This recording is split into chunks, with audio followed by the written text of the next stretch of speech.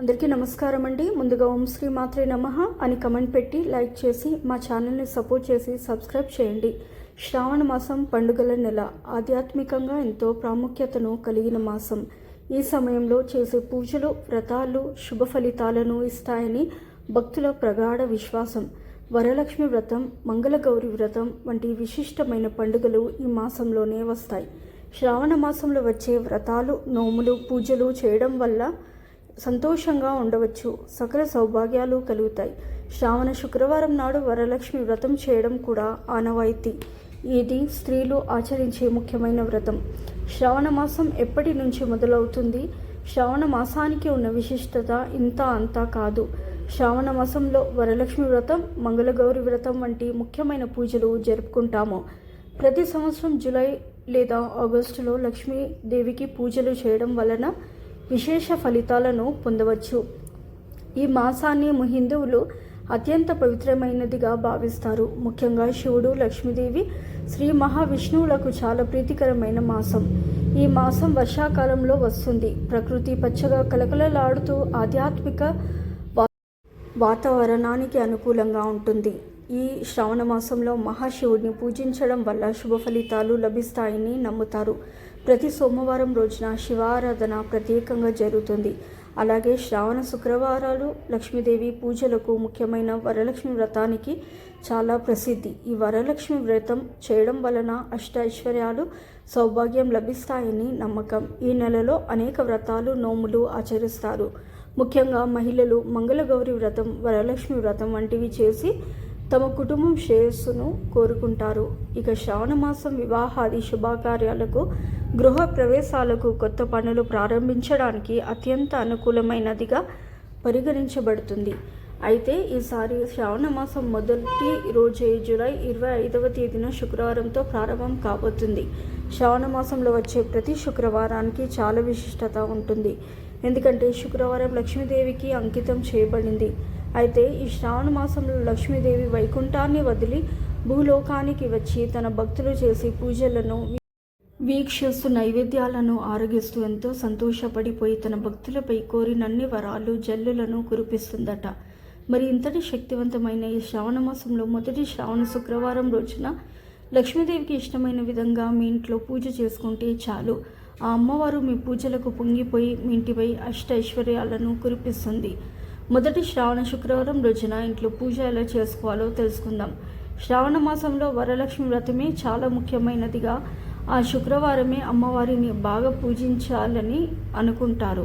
కానీ లక్ష్మీదేవిని ఆ శుక్రవారమే కాదు, మిగిలిన శుక్రవారం కూడా అమ్మవారిని నిష్ఠగా పూజించుకుంటే చాలా చాలా మంచిది. కొంతమందికి రెండో శుక్రవారం అంటే పౌర్ణమికి ముందు వచ్చే శుక్రవారం నాడు వ్రతం చేసుకోవడం కుదరకపోతే మొదటి శుక్రవారం వ్రతం చేసుకుంటారని, అలా కూడా వ్రతం చేసుకోవచ్చు. అంతేకాకుండా మొదటి శ్రావణ శుక్రవారం లక్ష్మీ అమ్మవారిని ఎలా పూజించాలో చూద్దాం. అలాగే శుక్రవారం నాడు అమ్మవారికి తప్పనిసరిగా పెట్టాల్సిన నైవేద్యం, ఆ రోజు కొన్ని చిన్న చిన్న నియమాలు పాటించాలని, అలాగే ఈ మొదటి శ్రావణ శుక్రవారం లక్ష్మీ అమ్మవారిని పూజించేటప్పుడు వాడవలసిన ముఖ్యమైన పూజా ద్రవ్యాలు ఏంటో కూడా ఈ వీడియోలో ఇప్పుడు తెలుసుకుందాం.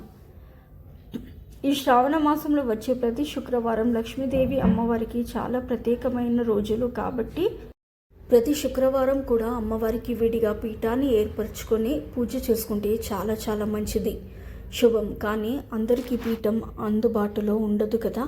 అలా లేని వాళ్ళు పూజా మందిరంలో చేసుకోండి. ఒకవేళ ఉన్నట్లయితే తప్పకుండా పీఠం వేసుకొని లక్ష్మీదేవిని పూజించండి.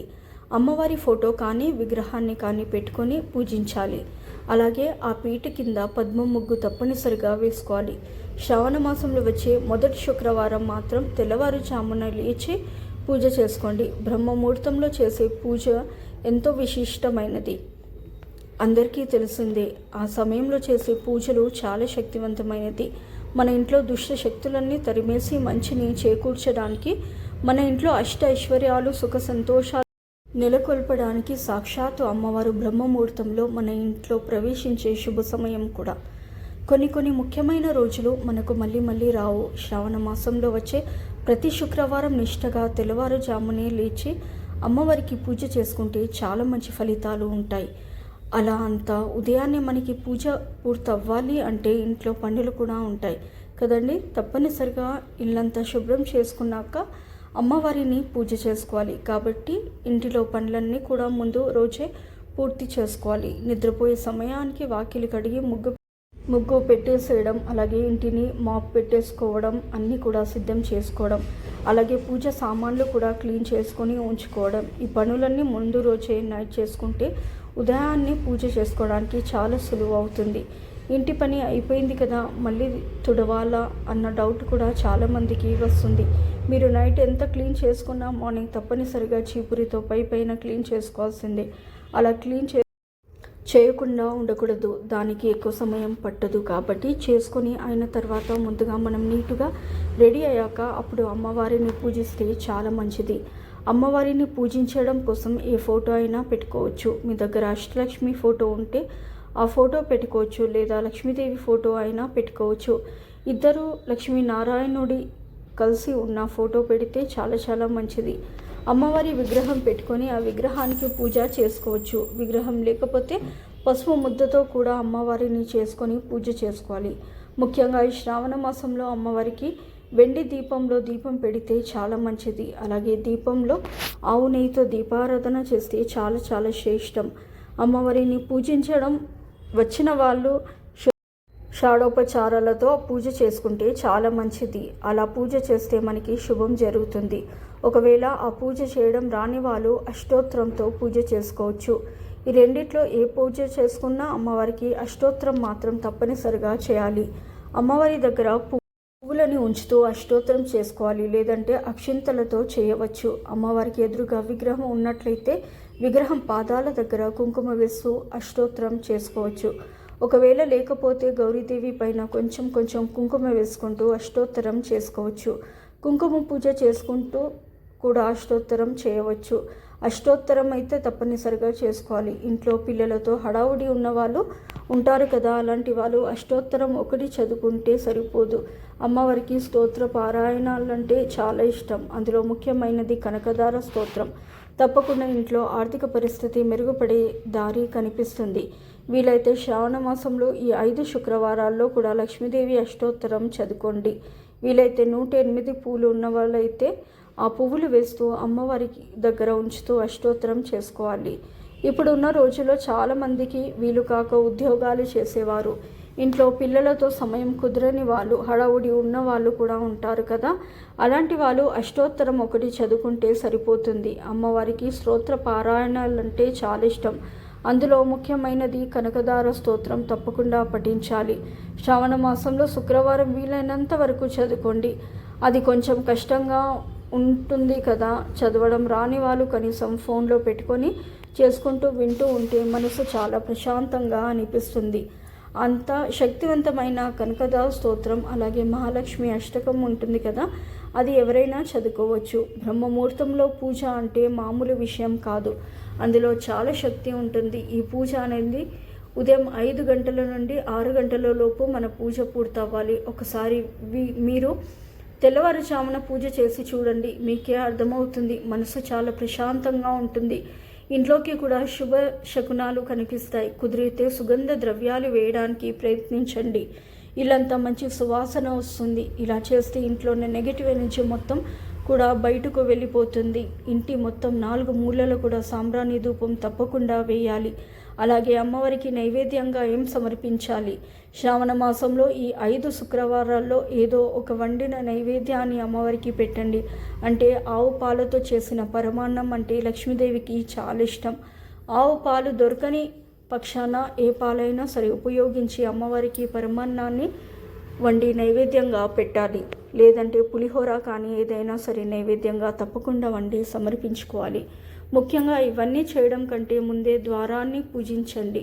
శుక్రవారం నాడు కడగకూడదు కాబట్టి ముందు రోజే నైట్ శుభ్రంగా గుమ్మాన్ని కడిగి పసుపు కుంకుమ బియ్యం పిండితో అలంకరించి ఉదయం లేచిన తర్వాత పువ్వులు పెట్టి గడపని అలంకరించుకొని ఆ తర్వాత దీపారాధన చేసుకొని ఇంట్లో పూజ చేసుకోవాలి. ముందుగా దీపం వెలిగించిన వెంటనే తులసి కోట దగ్గర కూడా దీపారాధన వెలిగించుకోవాలి. దీపారాధన చేసుకొని ఆ తర్వాత ఇంట్లో మిగిలిన పూజ చేసుకోవచ్చు. ఈ శ్రావణ మాసంలో నెల మొత్తం కూడా లక్ష్మీదేవిని పూజించాలి. అనుకునే వాళ్ళు మాంసాహారం అస్సలు తినకూడదు. అలా ఉండలేని వాళ్ళు కనీసం శ్రావణ శుక్రవారం మాంసాహారం అసలు తీసుకోకూడదు. అలాగే లక్ష్మీ పూజ శ్రావణ శుక్రవారం చేసుకునే వాళ్ళు బ్రహ్మచర్యాన్ని తప్పకుండా పాటించాలి.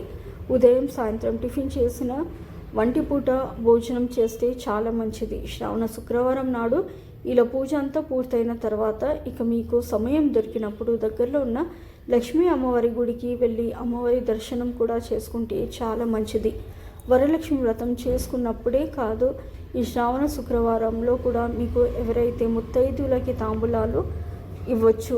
మీకు ఎవరినైనా సరే, ఒకరిని కాదు ముగ్గురిని కానీ మీరు ఎంతమందికైనా సరే తాంబూలం ఇవ్వచ్చు. వీలైతే జాకెట్ ముక్కళ్ళు పెట్టి తాంబూలం ఇవ్వచ్చు.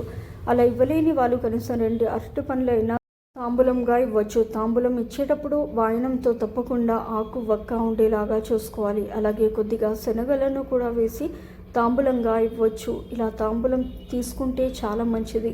ఈ విధంగా పూజ చేసుకున్న తర్వాత సాయంత్రం కూడా లక్ష్మీ అమ్మవారిని పూజించాలని సాయంత్రం 6 గంటల సమయంలో ఇంట్లో దీపారాధన పూజ చేస్తూ ఉండాలి. ఆ సమయంలో ధూపం వేస్తూ కూడా చాలా చాలా మంచిది. దీపారాధన చేసుకొని అమ్మవారికి పంచోపచారాలు సమర్పించుకొని ఇంటి మొత్తం కూడా సాంబ్రాణి ధూపం వేసుకుంటే సరిపోతుంది. అలాగే మీ దగ్గర ఉన్న పాలు పళ్ళు తేనె ఇలా ఏదైనా సరే నైవేద్యంగా పెట్టి అమ్మవారికి సమర్పించి పూజలు పూర్తి చేసుకోవాలి. మీకు ఈ వీడియో నచ్చితే తప్పకుండా లైక్ చేసి షేర్ చేయండి. మరిన్ని మంచి వీడియోస్ కోసం మా ఛానల్ని తప్పకుండా సబ్స్క్రైబ్ చేసుకొని పక్కనే ఉన్నటువంటి బెల్ ఐకాన్ని ప్రెస్ చేయండి. Please do like share and subscribe to my channel.